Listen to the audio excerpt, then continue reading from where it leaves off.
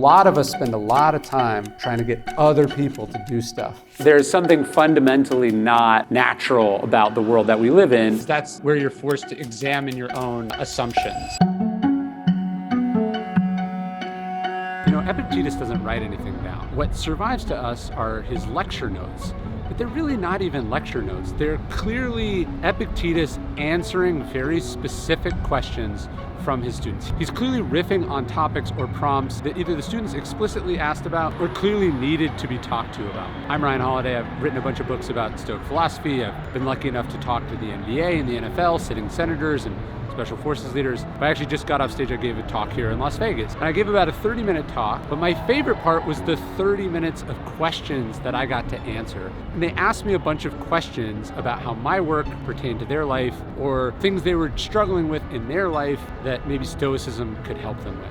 And in today's video, I want to give you some of the best questions that I've got to answer on stage, outside my bookstore, The Painted Porch, or when people have come up to me on the street. If you have some of your own questions, you can send me an email at dailystoic.com. It seems to be very front and center right now with social media and everything else that goes with it. I'd love to see what the Stoics would think of social media. Yes, I imagine they would run away in horror. Yeah, you think about, so Marcus is the most powerful, important person in the world. The amount of information that he had in the course of a day running an empire of 50 million people would be like a fraction of what you and I could get on our phone in 10 seconds. There's something fundamentally not natural about the world that we live in. To me, that's why boundaries and rules are so important. I think Cal Newport's works are amazing. You know, the idea of being like a digital minimalist, or a question I like to ask is am I using the technology or is the technology using me? You know, you're like, I have to have Instagram on my phone for work. Maybe you do, but that's not why you spent the last 3 hours on it. And right. And so just understanding how these things fit in your life, I think is the perennial timeless question. Formula when you reach a moral dilemma as to what aspect of Stoicism you reach for? If so, what is it? I've been thinking about this writing the Four Virtues series. The idea for the Stoics is that every situation, every ethical dilemma you're talking about calls for one or some combination of those ideas. It's courage, discipline, justice, wisdom. They're related, right? Sort of courage in a moment that's not tied to sort of doing the right thing is kind of an empty kind of courage, right? Or discipline that's just sort of selfishly about your own improvement or, results is empty and not particularly impressive. So I've just come to think of it as, what is the situation demanding of me? What is the sort of harder thing to do here? What is the thing that, looking back on it, I'm going to wish that I did? When I think back of things that I'm not proud of or even that I'm ashamed of, usually what hasn't aged well are the reasons why it was too hard, or the reasons why nobody else does it, everyone else, gets away with X, Y, or Z.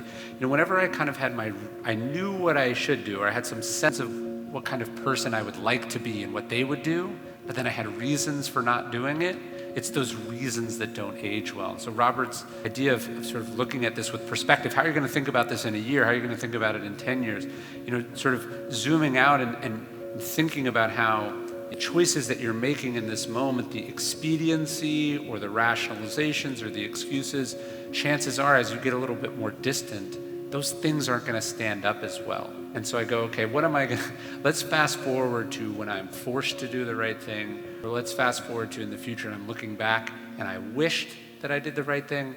Let's just fucking do that. I've been a fan of yours for quite some time. You're a popular man. 12 best-selling books. That's a lot of books. That's almost more books than I've read.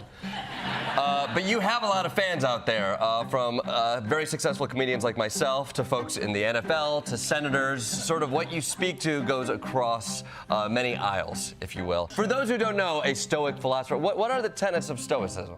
Stoicism, if I had to summarize it in one sentence, I would say it's this idea that we don't control what happens to us in life, but we control how we respond to what happens in life. And the Stoics say that basically every situation, big ones, small ones, ones you wanted, ones you didn't want, it's all an opportunity to respond with these four virtues. The virtues are courage, discipline, justice, and wisdom. So the idea is that that is what life is asking from you, one or all of those virtues in some kind of a combination. That's what it's demanding of you. And what's cool about the Stoics is, like, I think when people hear philosopher, they think like, a tweed jacket or an old white guy in a toga or whatever. Sure. But the Stoics were philosophers, they were thinkers, but they were also doers. The most well-known Stoic is Marcus Aurelius, who's the emperor of Rome, the philosopher king. But there were Stoics who were slaves, who were soldiers, who were artists. There were men and women. They were people trying to do what we're all trying to do, which is make sense of the crazy world that we live in.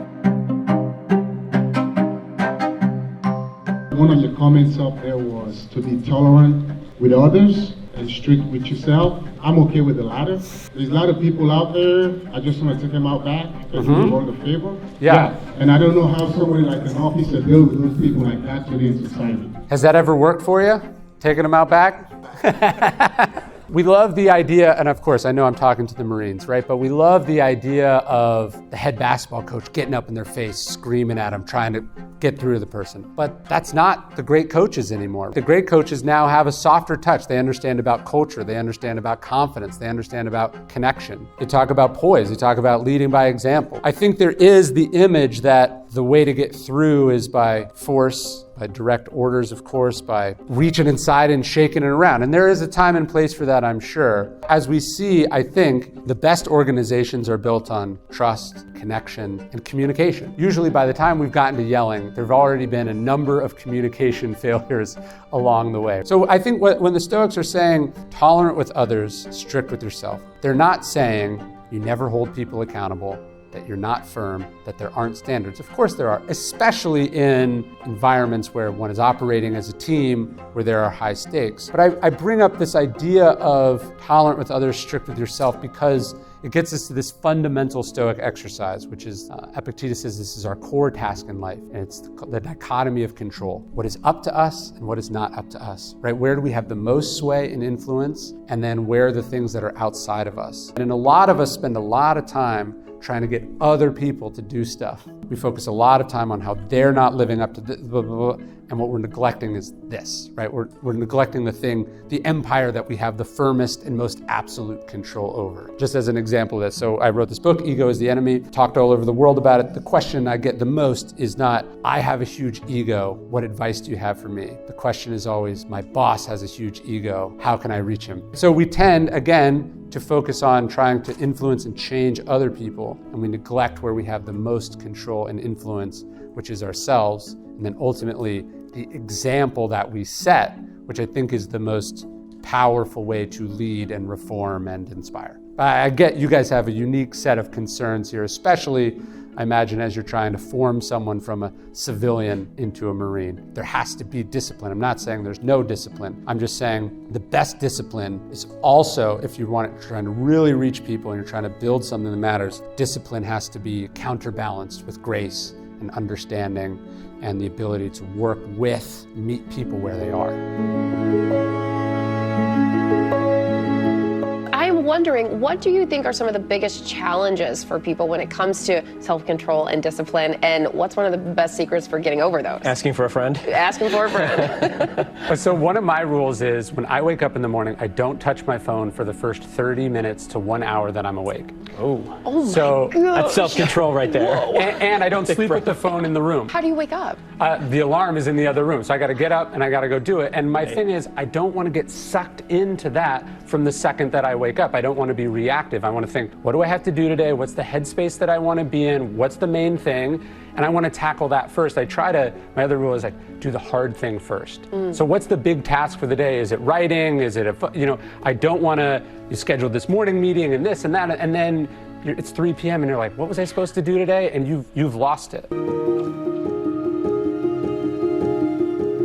My question is around managing emotions in general. I'm curious to get your thoughts on how you reconcile truly feeling your emotions, whether that's sadness or happiness, versus reacting calmly to whatever emotion you're feeling, versus suppressing them, good or bad? As I've thought about this more, I come to the idea that Stoicism isn't about the suppression of the emotions. It's about not acting on the emotions. So Seneca says, like, look, no amount of study of philosophy is going to deprive you of having the emotions, right? He says, if I jump out from around a corner, you'll get scared. If I throw a bucket of cold water on you, you will feel a chill, right? You're going to have the response, or you're going to have the immediate reaction to the thing. But there's a difference between, say, being angry about something and responding out of anger, right? So something can piss me off, but I try to do as few pissed off things as possible. Something can hurt me and I can feel that hurt. I just want to make sure that what I'm saying, what I'm doing, the decisions that I'm making are not